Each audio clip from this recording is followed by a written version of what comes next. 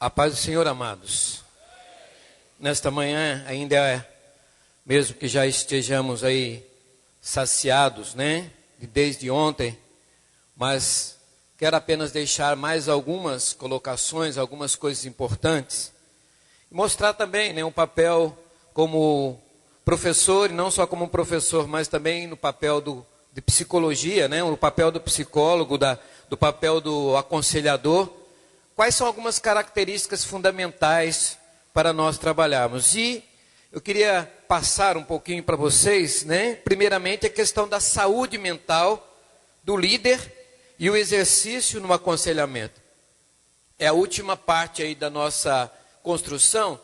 E você pode perceber que falou muito do método, das técnicas, mostrou muitos aspectos, mas um dos aspectos fundamentais que eu quero trabalhar é a consciência ou a compreensão que você tem que ter de si mesmo. Ou seja, o líder, ele precisa, acima de tudo, ser uma pessoa saudável. Ser uma pessoa sarada. E não só no sentido sarado, no sentido físico, né? Porque tem algumas pessoas que fazem malhação e tal, e fica aquele corpo sarado. Mas não é isso que eu estou falando. Nós temos que ser sarado na nossa mente, sarado no nosso coração, sarado na nossa vida. Vire para o teu irmão e diga para ele que ele precisa de uma vida sarada. Ele é um líder para ser sarado. E uma das características que nós vamos trabalhar é isto, né? O papel e o exercício do líder.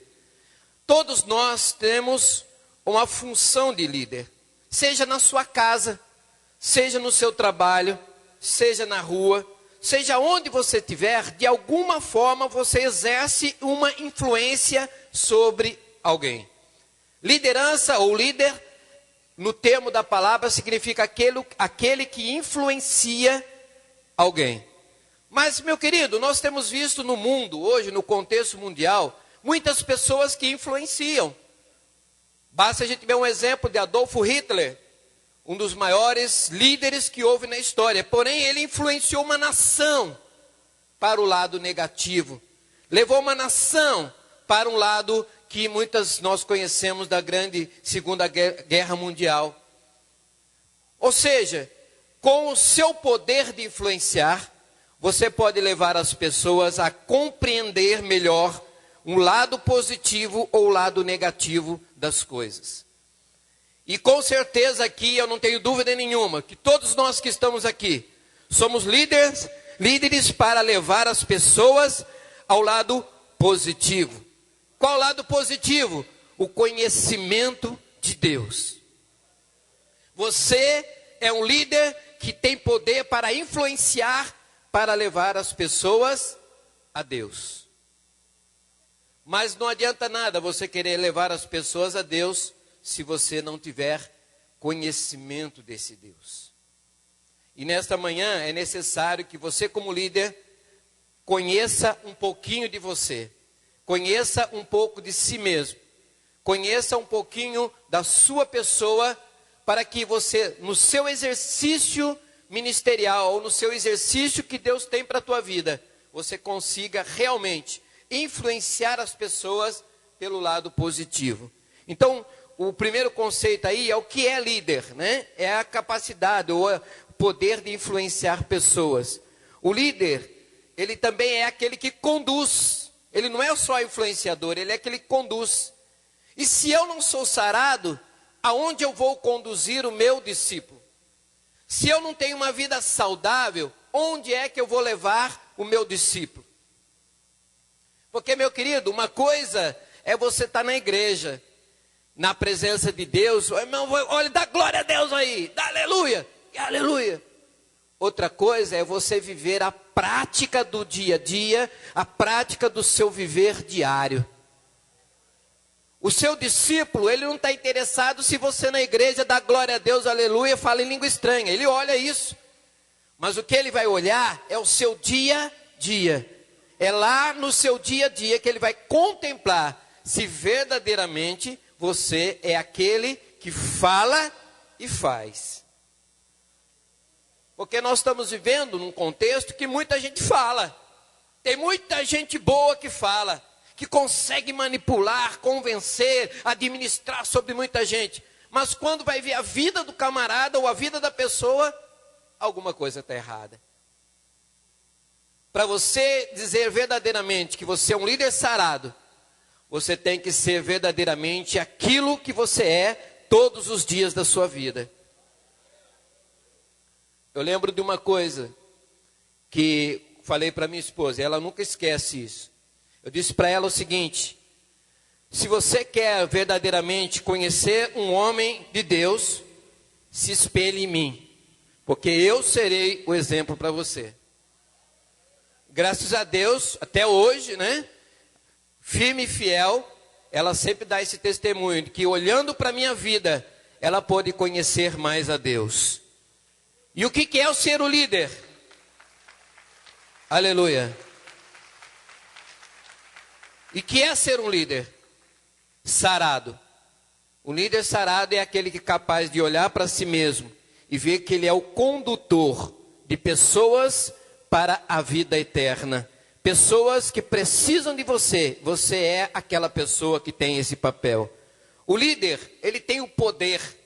Se o líder não é sarado, meu querido, ele vai usar o poder e o status e a posição que ele tem, não para levar as pessoas a Deus. Ele vai querer manipular as pessoas. E tem muito líder, e eu creio que não há ninguém aqui, porque eu creio que todos nós somos sarados, que nós não fazemos ou tornamos o nosso discípulo o nosso escravo. Nós não tornamos o nosso discípulo como dependente de nós. Nós temos que criar os nossos discípulos para ser independente, para caminhar com seus próprios pés, para que ele veja e ande com seus próprios pés. Mas tem muito líder, pelo poder que ele tem, ele acaba querendo influenciar, manipular, controlar, reger, dominar, e até ele quer controlar todos os itens da vida do seu discípulo. Meu querido, você não é dono da vida das pessoas. Deus é que é dono da vida. É Ele que é o dono. Você foi colocado numa posição para levar as pessoas até Deus. E quem cuida dela é Deus. Então não use o seu poder de líder para ser manipulador. Porque o líder sarado, ele sempre ama e vê que o seu discípulo se tornou melhor do que ele.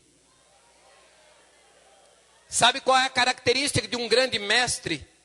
Qual é a característica de um grande líder? É quando ele vê o seu discípulo superando a ele mesmo.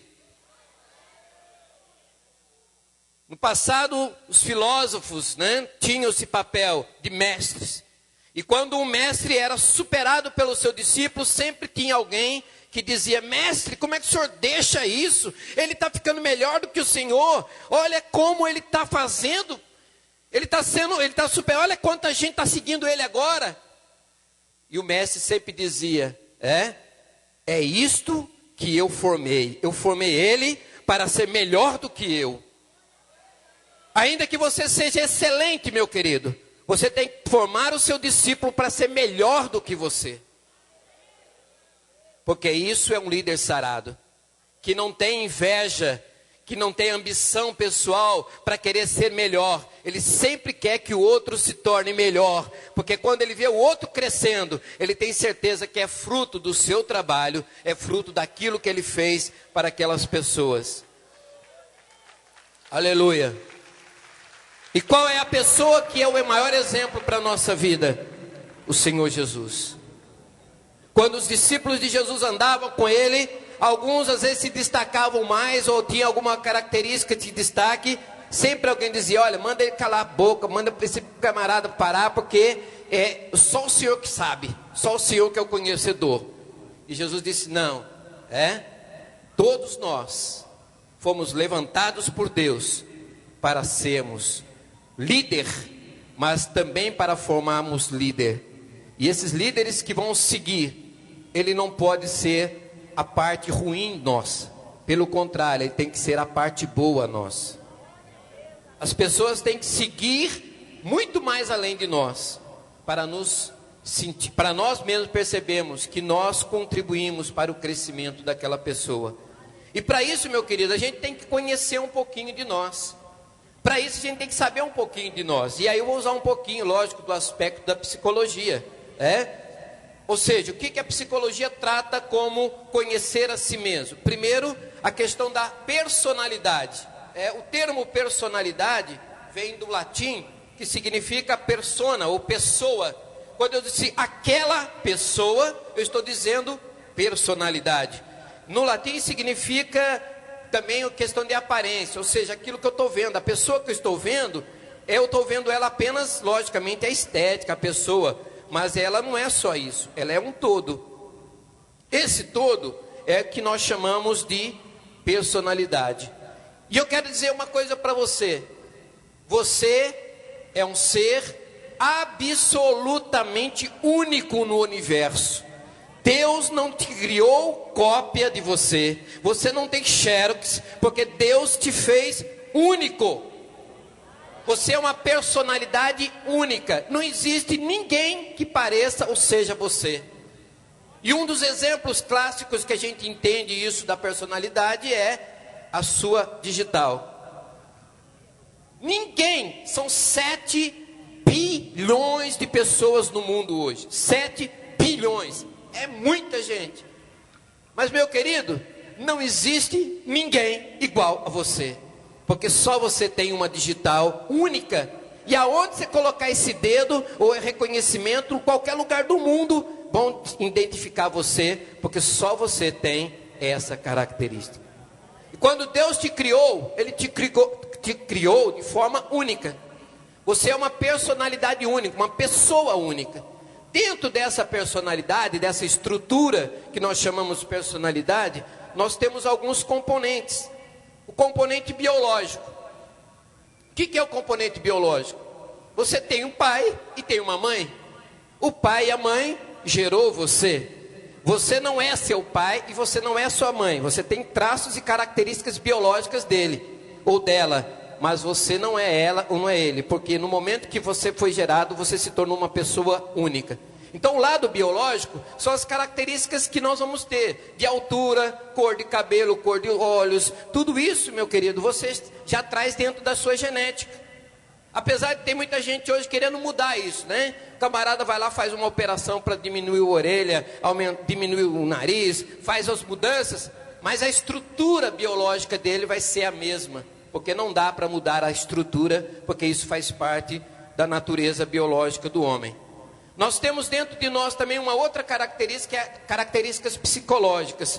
Ou seja, o que é característica psicológica? É o lado que tem tanto a emoção, como a razão e como a vontade. Uma das características é a seguinte, que o nome da pessoa identifica a pessoa. O nome da pessoa caracteriza alguns aspectos daquela pessoa. Então, quando você coloca o nome no seu filho, você está dando, através daquele nome, você está dando uma característica, ou trazendo características que já está no mundo ambiente, no contexto, e traz para a vida dele. Deixa eu exemplificar. Se de repente aqui, vamos dizer que eu estou numa aula, e eu, como professor, vou fazer a chamada. Frequência aqui, pessoal, presta atenção na chamada. Adolf Hitler. O que você vai fazer? Primeira coisa que você vai fazer é olhar para ver quem é o camarada que chama Adolf Hitler. Coitado, não tem culpa nenhuma. Mas alguém colocou o nome de Adolf Hitler. Então, querendo ou não, as pessoas já olham para a pessoa com a imaginação do nome anterior daquela pessoa e começa às vezes até visualizar aquela pessoa por essa característica. Então, quando o judeu colocava nome no filho dele, ele nunca colocava o nome sem saber o significado. Toda vez que ia se colocar o nome em alguém, primeiro se verificava qual o significado disso. Por quê? Porque aquilo vai ficar marcado para o resto da vida dele. Um dos exemplos é um homem chamado Jacó. Quando foi colocado o nome de Jacó, e lógico, aí tem várias interpretações, mas vamos usar a que mais comumente se usa, o que é Jacó? O termo aí que normalmente a gente usa, aquele que engana.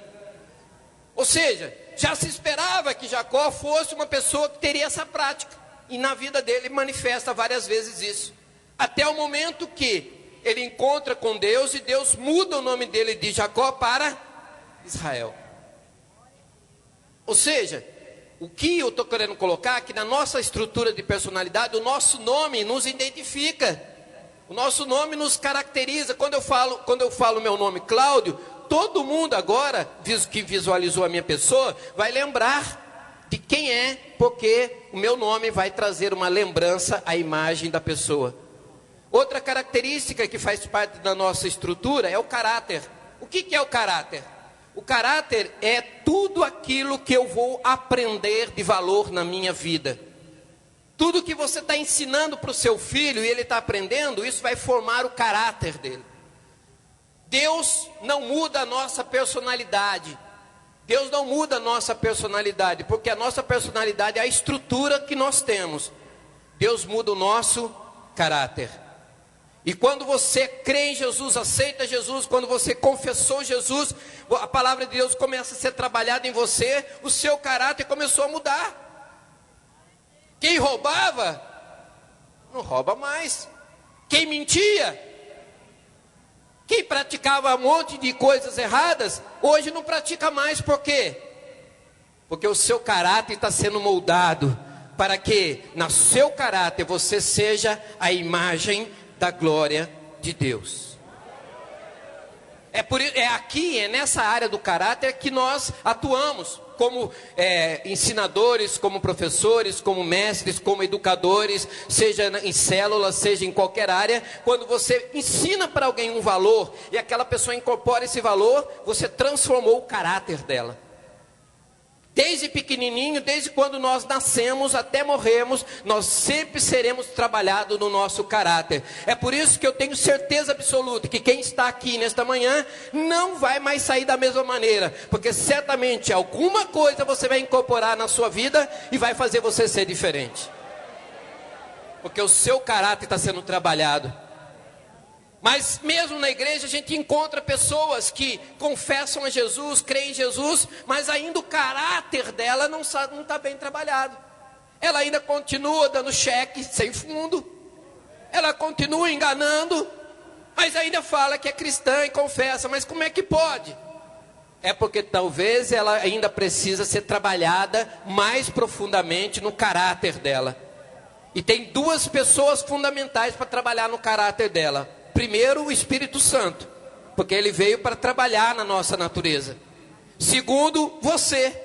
Você é a pessoa que tem por Deus poder e autoridade para ensinar a pessoa no caminho que ela deve andar.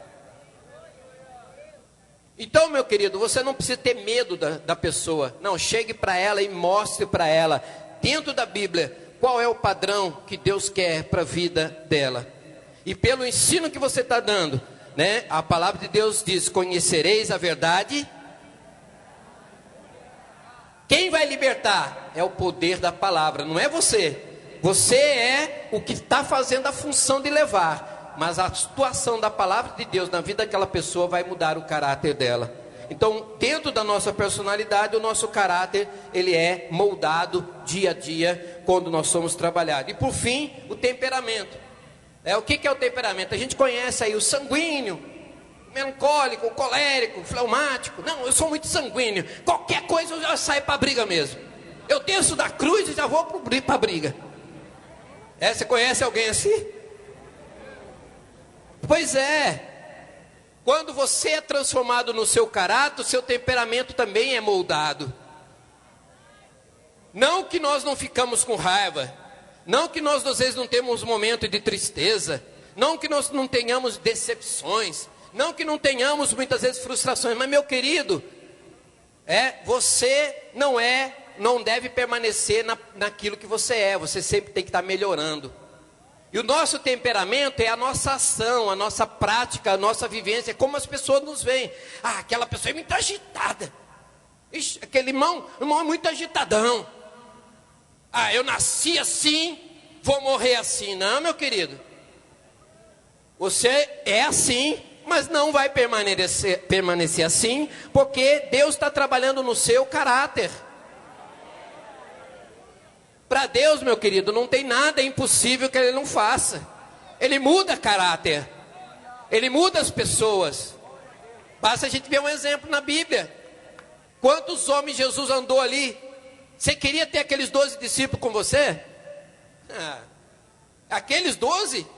Pedrão falava que era o bom, não, que ia morrer e tal, e tirou até a espada. Mas na hora do vamos ver mesmo, ó, correu. O outro disse, não, pode deixar que eu cuido da finança. A finança é comigo mesmo. Aí estava, né, certamente querendo, e até vendeu o próprio mestre dele. É esse discípulo que Jesus tinha. Mas Jesus nunca deixou de acreditar que eles podiam ser melhores.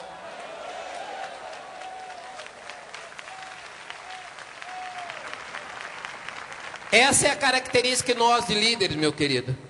Ainda que você vê que aquele seu discípulo, ele não progride, mas não desista dele, porque Deus tem poder para transformar o caráter dele. Esse é o papel nosso. Mas primeiramente, para mim fazer isso, eu tenho que crer nisso, eu tenho que ser trabalhado dentro de mim. Porque tem um próprio líder, às vezes, fala assim, não, nem vou tentar mais, que isso aí não dá nada não.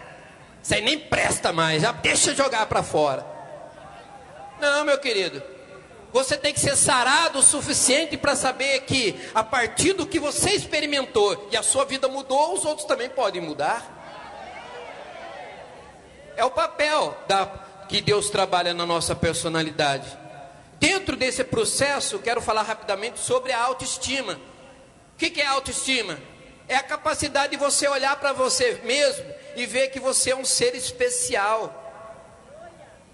Provérbios diz assim, você é o que a sua alma acredita. Ou seja, se você acredita que você não é nada, você não vai ser nada.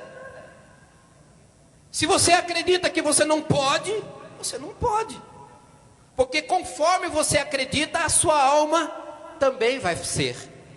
Mas eu tenho certeza absoluta que aqui nós temos líderes que têm uma autoestima positiva, que sempre acreditam no impossível. Acredite nisso, porque isso faz parte daquele papel fundamental de compreender e conhecer a si mesmo. O que é autoestima? É o conceito. Autoestima é o que eu penso de mim mesmo e não o que os outros acham. Tem muita gente que alguém fala alguma coisa dele, ele fica jururu, fica triste, ai meu Deus do céu. Porque, irmão, para com isso. Meu querido, você tem você mesmo. Não é os outros que tem que acreditar. Se você ficar dando muito credibilidade ao que os outros estão falando, você nunca vai ser nada. Porque nem todo mundo quer que você cresça.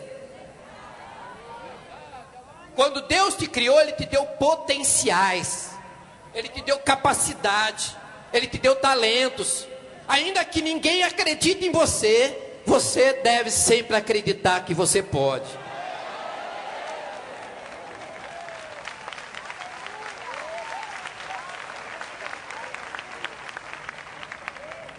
Quero que você vire para a pessoa do seu lado e bata dela e diga assim, você pode. Ainda que alguém diga contra isso, você pode. Porque você acredita na sua capacidade. Sabemos que essa capacidade também está inserida, lógico, em Deus. Nós cremos em Deus, mas Deus deu para você também capacidade de fazer as coisas acontecerem. E você como líder, você tem esse dom, esse talento. A autoestima, ela contém dois componentes, o valor pessoal e o valor da competência pessoal. O valor pessoal implica na satisfação e alegria de ser o que você é. Vamos pensar nisso. Quem aqui quer fazer uma operação plástica para mudar alguma coisa em você? Agora ninguém levanta a mão? Hã? Quem é que já é loira ficou morena? Quem é morena já ficou loira?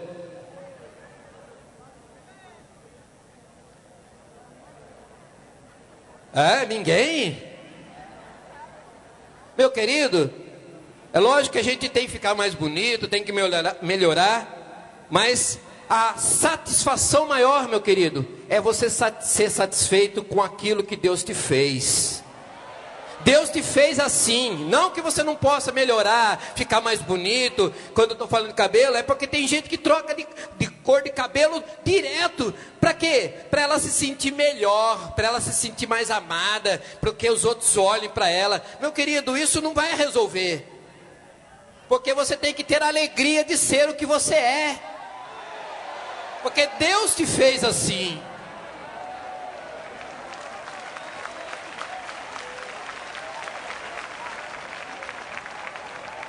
Então isso é o valor pessoal. O que é o valor pessoal? É você olhar para você. Algumas pessoas até que muitas vezes me questionaram, né? Mas e você com essa deficiência física? Meu querido, no passado, alguns tempos atrás, quando eu não era curado, eu ficava angustiado quando alguém falava da minha deficiência. Alguém comentava alguma coisa e eu me sentia mal, porque eu achava que eu tinha que ser perfeitinho fisicamente. Porque perfeitinho fisicamente, todo mundo vai me gostar de mim, vai me amar do jeito que eu sou, do jeito que eles gostariam. Mas eu descobri uma coisa: você pode ser perfeitinho e não significa que as pessoas vão amar você da mesma maneira.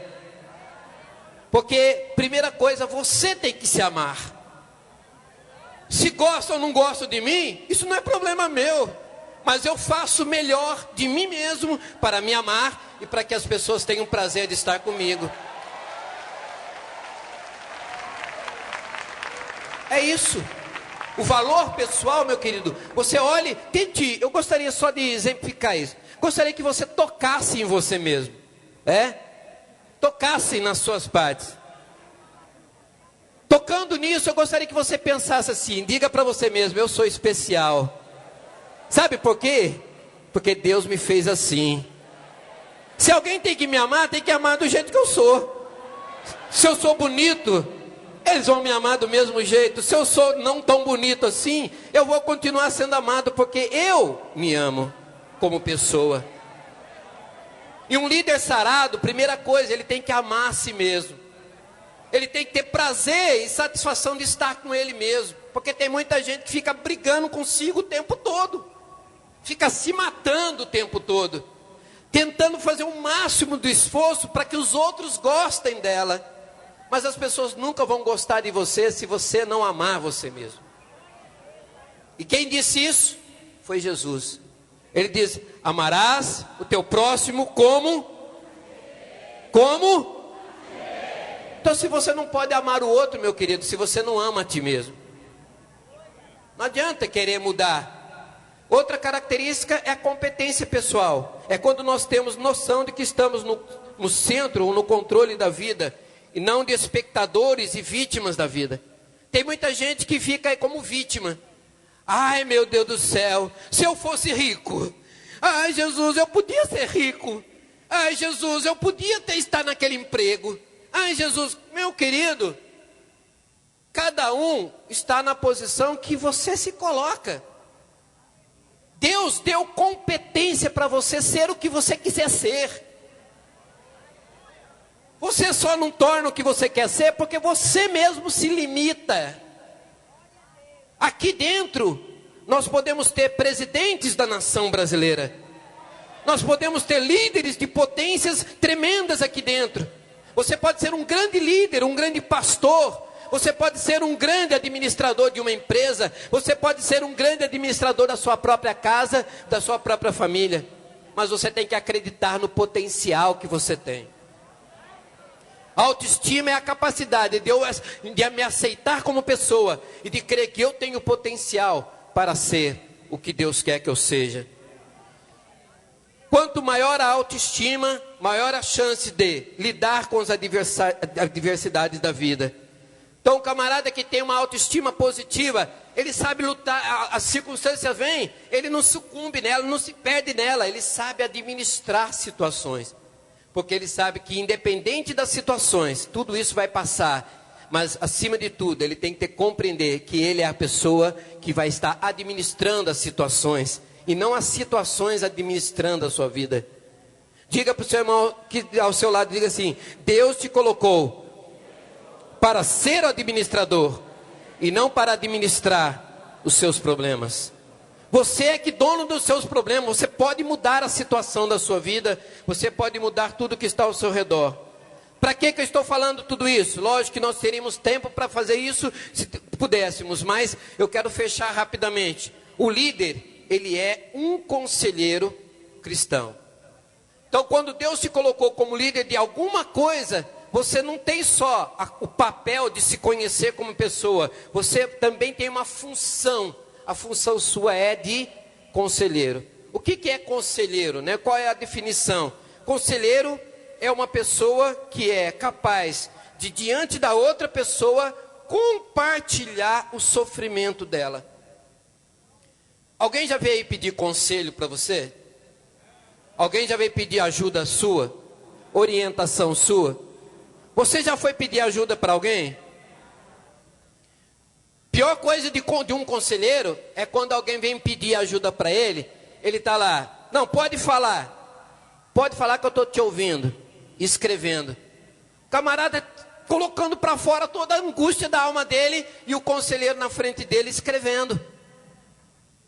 Meu querido, se você não quer ser um líder, não quer exercer a função de um líder, que também é um exercício do aconselhamento, então uma coisa você tem que ter consciência. Se você não acha que não dá, meu querido, faça o quê? Seja apenas integrante no corpo, mas não faça com que as pessoas sofram por causa de você. O que é um conselheiro? É aquele indivíduo que senta diante da pessoa e ouve o choro da alma dela. Compartilha com ela. Certamente vocês já foram, né? Não estou menosprezando isso, mas se já foram certamente a maioria já foi, né? Você vai ao médico pelo SUS. Você chega lá, o médico entra. Você entra, senta. Qual é o seu problema? Ele nem olha para você. Já te dá o remédio e vai embora. Já aconteceu isso com vocês? Meu querido, pior que tem muita gente dentro da igreja que faz isso com os seus discípulos. Lá, até a gente considera e passa longe. Mas dentro dos nossos grupos, dos nossos liderados, você como conselheiro não pode tratar da mesma maneira essas pessoas como se trata lá fora. Você tem que olhar para o seu discípulo e vivenciar com ele esse momento de sofrimento e de luta dele. Isso que é um aconselhamento. Aconselhamento é você ser capaz de colocar-se no lugar do sofrimento do outro, mas não viver o sofrimento do outro. Porque tem conselheiro que assume o problema do outro. E aí você vai ter problema. Sabe por quê? Porque uma das características do conselheiro não é resolver o problema do outro. O seu papel é ajudar o outro a achar a solução para o problema dele, mas não assumir o problema dele. E tem muita gente que está tendo sérios problemas em casa, na família, até mesmo pessoal, porque ele resolveu agregar o discípulo dele que está com problemas sobre ele. Ele fala, meu querido, pode deixar que eu resolvo. Meu querido, você não vai resolver o problema do outro. Você como conselheiro, você tem que mostrar as possibilidades do qual caminho que ela vai seguir. Mas ela tem que assumir a responsabilidade das suas escolhas. Tem muito líder que, para ficar bem na fita, com o seu discípulo, ele assume. Então o camarada está, né? Se eu encontrar um líder desse, até gostaria. Chega, eu estou passando uma situação financeira, estou devendo R$2.000. Não, pode ficar tranquilo, eu vou assumir sua dívida. Tem alguém aí? Se tiver alguém, eu quero ser discípulo de você, tá? Meu querido, o problema financeiro dele, você vai ajudá-lo sim. Mas procurando achar estratégia para que ele pague, não você pague para ele. E tem muita gente que assume, às vezes, a responsabilidade do outro e não deixa o outro caminhar por si só. Então, o papel do aconselhamento, o papel específico do conselheiro, é trabalhar para que o seu discípulo aprenda a responder e solucionar os seus próprios problemas. Outra característica, o papel do conselheiro é trabalhar sempre os motivos que estão por trás dos problemas. Então, quando você está diante de alguém que está com um problema, você preste muita atenção nos detalhes do que ela está falando. Porque nem sempre aquilo que ela está falando é o problema dela. problema dela pode estar por trás daquilo que ela não está falando. Então você não vai na onda só porque, eu estou com um problema e tal. Então você já fica preocupado com o problema. Não, meu querido, preste bem atenção. Outra característica, a pessoa que vem trazer o problema para você, quase sempre ela vem trazer, já traz a resposta também. Você já percebeu? A pessoa vem contar o problema para você, mas ela já sabe o que tem que fazer. Mas então por que você veio me procurar? Aí entra o papel do conselheiro e o cuidado que ele tem que ter. O que ele quer? Ele quer que você confirme o que ele quer fazer. Sabe por quê? Porque quando ele confirmar, você confirma, não, então faça isso, meu irmão. Aí o irmão vai lá e faz, deu errado. Sabe quem que ele vai culpar? O conselheiro. Por isso que quando ele vem com o problema e já coloca a solução, você diga para ele, se você já tem a solução, então põe em prática. Porque é você que tem que decidir a sua própria vida, não eu. Então uma característica fundamental que nós temos que tomar como conselheiro, como seu papel, é para que ele aprenda, a diferenciar e saber o que é que ele tem que fazer. Rapidamente, habilidades de um líder no aconselhamento. Quais são as habilidades como líder? Como conselheiro eu tenho que ter, primeiro, habilidade de relacionamento. Você já percebeu que quando eu não sou sarado, eu tenho dificuldade de me relacionar com as pessoas? Certamente você conhece muito líder, o camarada é muito bom, ensina bem, prega bem, mas quando fala de relacionamento com o outro, ele é um problema. Ele vive em guerra com o outro, ele vive em conflito com o outro. E a primeira característica de um líder sarado, ele tem que ter habilidade para trabalhar com todos os tipos de pessoas e não perder nenhuma.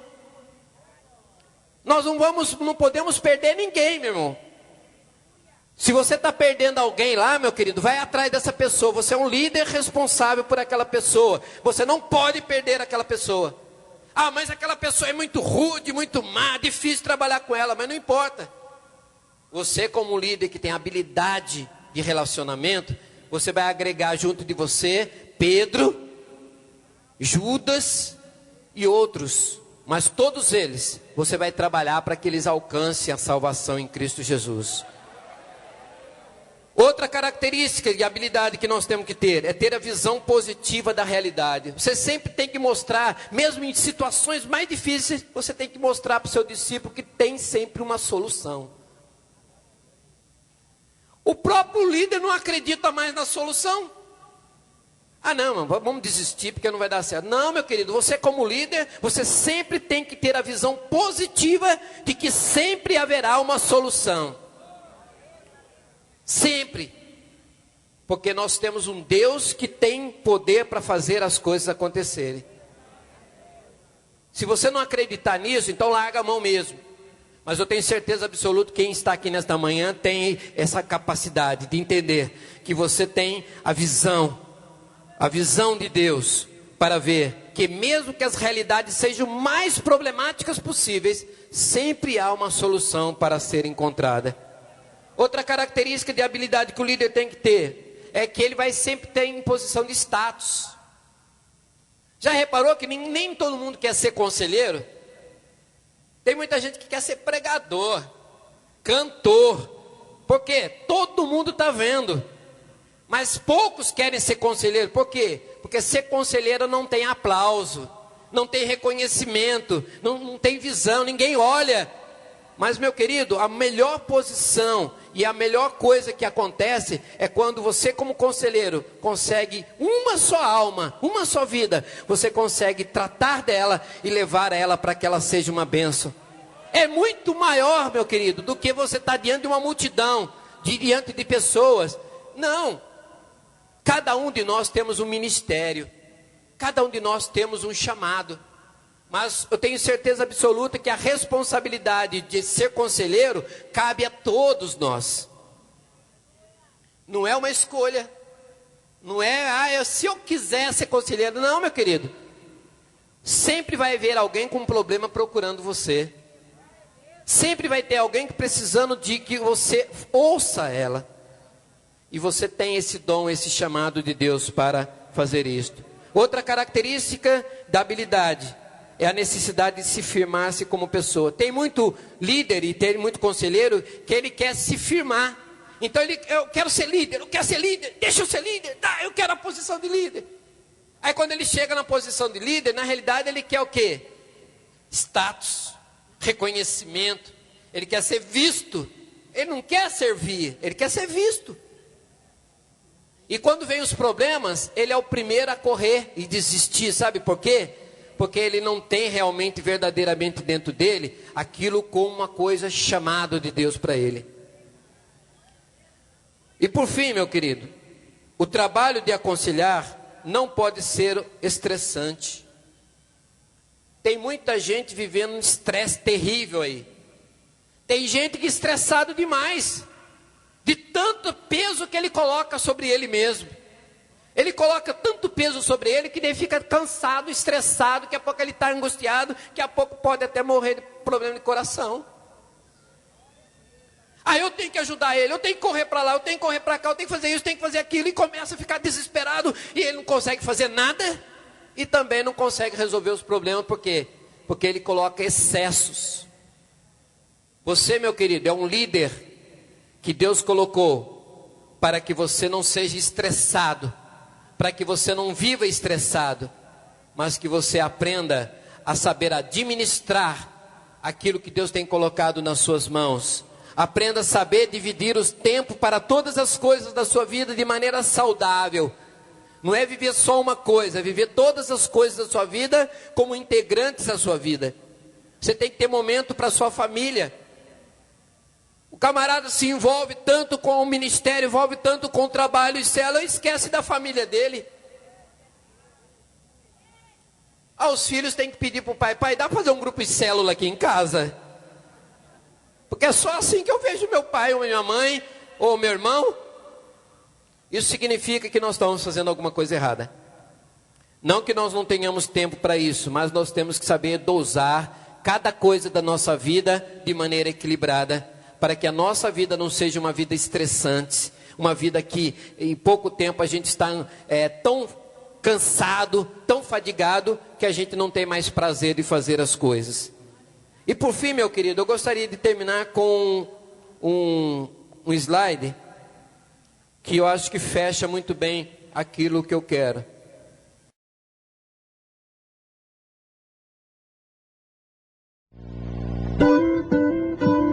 La guitarra especial para mí. Estaba una guitarra allí que era de mi papá y empecé a jugar con él. Era un juguete pues al principio. Pero solo era algo que yo estaba tratando, no era algo que de verdad pensé que iba a oír un día como música. I hear the Lord. Holy Father, we are proud to present to you Tony Melendez. Yo soy Tony Melendez y nací en Nicaragua, pero he vivido aquí en los Estados Unidos casi toda mi vida. Soy cantante, guitarrista. Vinimos aquí a los Estados Unidos porque había un niño sin brazos y la medicina de Nicaragua no estaba tan avanzada. Como yo nací así, sin los brazos, y una medicina que se llama talidomida, le dieron a mi mamá eso cuando ella estaba embarazada conmigo, y por esa razón no tengo los brazos. Al principio yo estaba tan chiquito, no entendía que no tenía los brazos. Ya cuando estaba un poquito más mayor, ya los niños, no tiene brazos, gritaban, y dolía el corazón, me dolía mucho. De joven yo tuve que aprender a usar estos pies. Yo quería ayudarme solo, yo escribía con los dedos de mis pies, jugaba todo con los dedos de los pies.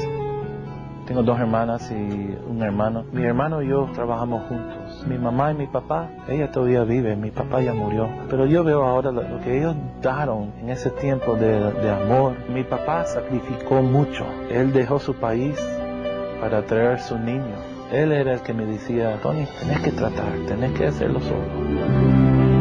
Yo siempre soñaba de un día casarme, pero de joven las señoritas se corrían porque ¡ay, un muchacho sin brazos! Pero al fin yo hallé a alguien. Mi honey es lindísima, se llama Len. Para mí es fuerza, no voy a estar solo. Tuvimos que adoptar 2 niños porque no pudimos tener niños. Fuimos a El Salvador, donde nació mi papá, y adoptamos una niña. Y también fuimos a Nicaragua y adoptamos un niño. La música empezó de chiquitito. Mi mamá cantaba, mi papá tocaba la guitarra. Yo creo que yo recibí eso también. No lo puedo dejar como se afina normal para yo poder tocar la guitarra. Pero afinar la guitarra es diferente. Y yo practicaba tal vez unas 6 a 7 horas. Y con eso la música empezó a oírse como música.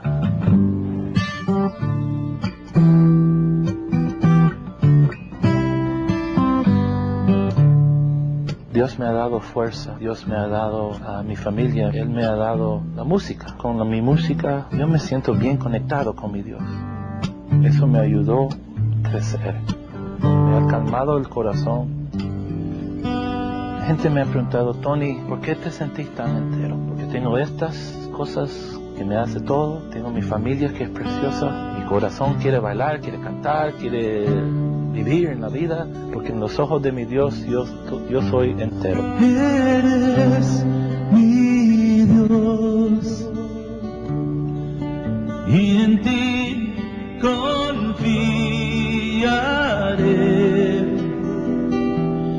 Mi amor por ti. Holy Father, we are proud to present to you Tony Melendez. Fill a day with love. Today is like no other day before. Even more, you and I will never be the same.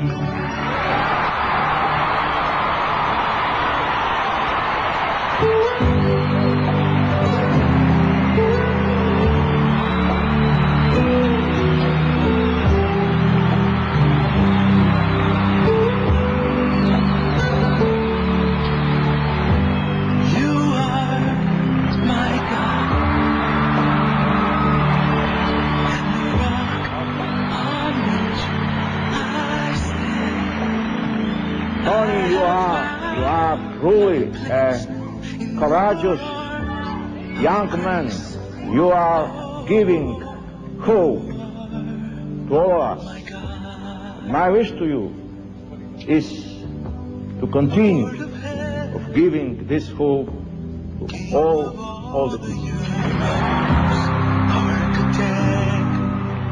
Dios siempre está en mi vida. Y en ese momento es como si Él me dijo a mí, Tony, tenés que ir a trabajar, tenés que cantar, tenés que ayudar, tenés que ser mis pies y tal vez mis manos. Y empecé a viajar y cantar, a hablarle ahora a los jóvenes del mundo. Yo veo a una persona como usted, que tiene los brazos, las piernas, tienen todo. Y dicen, no puedo. Sí pueden. Me han preguntado a mí, Tony, ¿a dónde están los milagros? Y yo siempre digo esto. Yo veo una mano. Y cuando levantan la mano, para mí eso es un milagro. Por favor, no me digan que no pueden.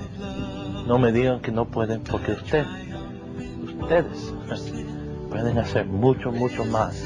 Solo levántense y digan, yo quiero, yo puedo, yo voy a moverme para adelante. Tienen un mundo que solo está esperando la mano de usted decir sí.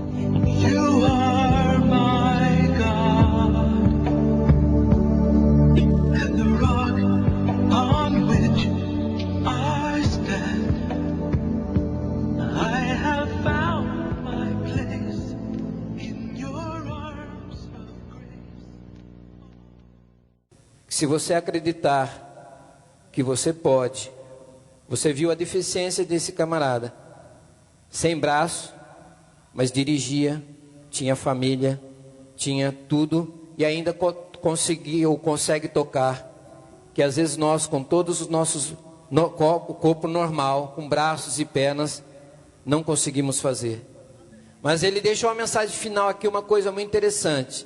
Não diga que você não pode, porque você pode.